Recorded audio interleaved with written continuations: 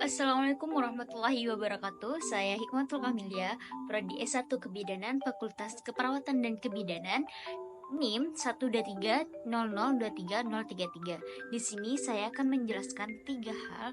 Yang pertama, pengertian biolistrik. Yang kedua, macam-macam gelombang. Yang ketiga, isyarat kelistrikan tubuh. Yang pertama, pengertian biolistrik. Biolistrik adalah energi yang dimiliki setiap manusia yang bersumber dari ATP, di mana ATP ini dihasilkan oleh salah satu energi yang bernama mitokondria.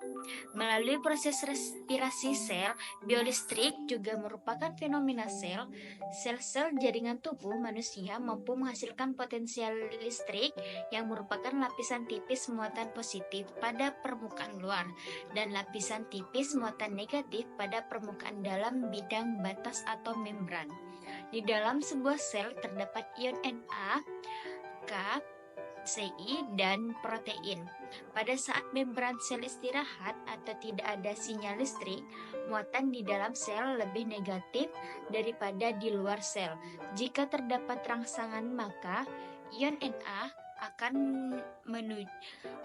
menuju dalam sel dan membran sel berada dalam keadaan depolarisasi. Terjadinya depolarisasi sel membran secara tiba-tiba disebut potensial aksi. Kemampuan sel syaraf atau neurons menghantarkan isyarat biolistrik sangat penting. Transmisi sinyal biolistrik mempunyai sebuah alat yang dinamakan dendrites yang berfungsi mentransmisikan isyarat dari sensor ke neuron. Stimulus untuk mentrigger neuron dapat berupa tekanan, perubahan temperatur, dan isyarat listrik dari neuron lain. Aktivitas biolistrik pada suatu otot dapat menyebar ke seluruh tubuh seperti gelombang pada permukaan air. Pengamatan pulsa listrikan masuk dari luar tersebut dapat dilakukan dengan memasang beberapa elektroda pada permukaan kulit. Biolistrik juga terjadi di dalam organ jantung atau anemomeus. Berikutnya, gelombang berdasarkan arah getar. Yang pertama, gelombang longitudinal, yaitu gelombang yang arah getarnya sejajar atau berimpit dengan arah rambatnya. Ini adalah contoh gelombang bunyi. Yang kedua, gelombang transversal, yaitu gelombang yang arah getarnya lurus dengan arah rambatnya. Ini adalah contoh gelombang cahaya dan gelombang pada tali. Selanjutnya, gelombang berdasarkan amplitudo gelombang. Yang pertama, gelombang berjalan, yaitu gelombang yang memiliki amplitudo tetap pada setiap titik, yaitu dilalui gelombang. Ini adalah contoh gelombang pada tali. Yang kedua, gelombang diam atau berdiri, yaitu gelombang yang memiliki amplitudo berubah. Ini contoh gelombang pada senar gitar ketika dipetik. Selanjutnya, gelombang berdasarkan medium rembat. Yang pertama, gelombang mekanik, yaitu gelombang yang memerlukan medium dalam perambatannya. Ini adalah contoh gelombang bunyi. Yang kedua, gelombang elektromagnetik, yaitu gelombang yang tidak memerlukan medium dalam perambatannya. Ini adalah contoh gelombang cahaya. Yang ketiga, isyarat listrik tubuh. Isyarat listrik tubuh merupakan hasil perlakuan kimia dari tipe-tipe sel tertentu yang termasuk dalam isyarat listrik tubuh. Yang pertama, EMG, elektromiogram. Yang kedua, ENG, elektroneurogram. Yang ketiga, ERG, elektroretinogram. Yang keempat, EORG, elektrookulogram. Yang kelima, EEG, elektrogastrogram. Yang keenam, EEG, elektroensefalogram. Yang terakhir, EKG, elektrokardiogram.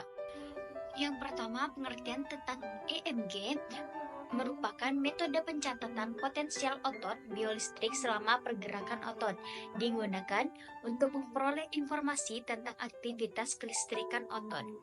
Gerakan otot berkaitan dengan satu potensial aksi yang merambat sepanjang akson dan diteruskan ke serat otot melalui motor end-plane. EMG bisa digunakan untuk mengukur sel otot tunggal maupun pada beberapa serat otot. Elektrod permukaan diletakkan pada permukaan kulit untuk mengukur isyarat listrik dari sejumlah unit motoris.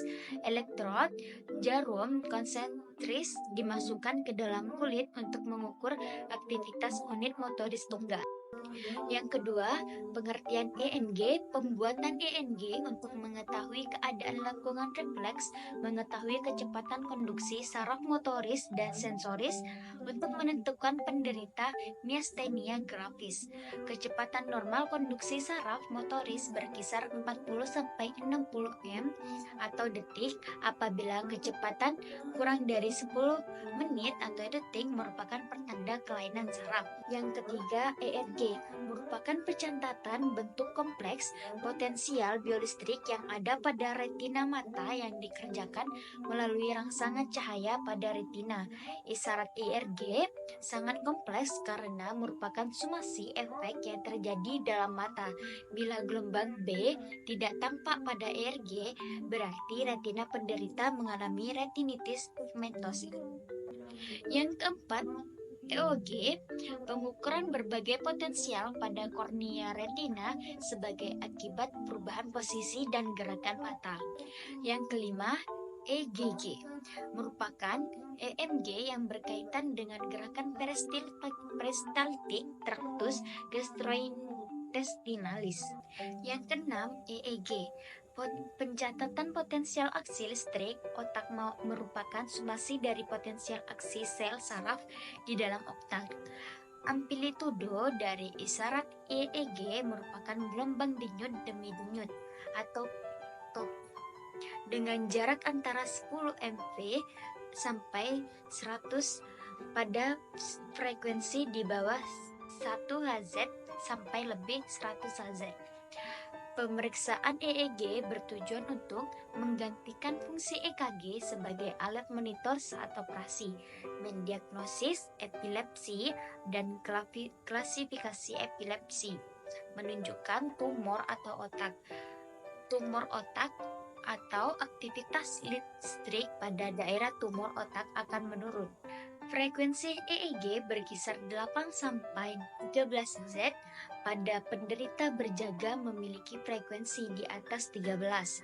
Ada 4 grup frekuensi normal isyarat listrik EEG: delta lambat 0,5-3,5 Hz, theta menengah 4-7 Hz, alpha normal 8-13 Hz, beta cepat kurang